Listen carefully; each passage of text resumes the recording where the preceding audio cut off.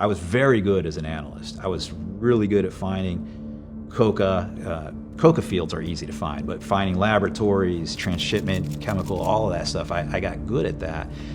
We had reports that the bad guys knew about our program, they knew about our airplane, and supposedly they had our names. It was an absolutely normal day, normal morning. I had gone to the embassy to pick up our target package. We were flying on a Cessna Grand Caravan, which is a smaller airplane, and it's an airplane with only one engine. And it was just a beautiful day, and I was sitting at my workstation. I'm practicing working with some new programming that we had on board, and suddenly we heard this sound, and it just sounded like a buzz, like a bzzz sound. Tommy Janis, what was that? Tommy Janis is our pilot, and Tommy says, "That was an engine failure, sir." It was hard, it was violent, and right before we went in, he said, "Hold on for impact," and I remember I grabbed the bottom of my seat, and we just hit like that, and I saw the side of the fuselage, just like split open in one spot.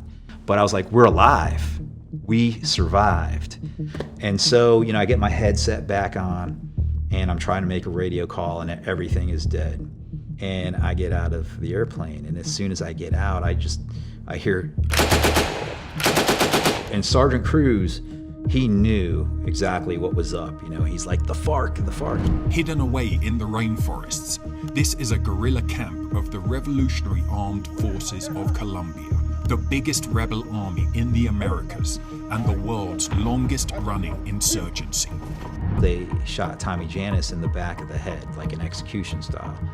And with Sergeant Cruz, they just let loose and shot him in his midsection. She said that she shot them because they tried to escape, and she said if we try to escape, the same thing. And she said if you guys do anything, if you make any noise, if you step off the trail, if you do anything, we will kill you. And once they got us into the jungle, man, that was it. It was going to be hard to find us.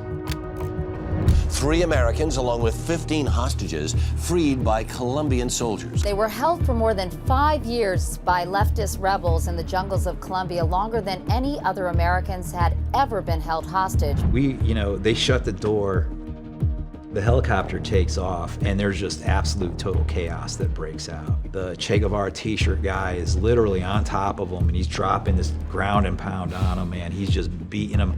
Everybody's trying to restrain this guy.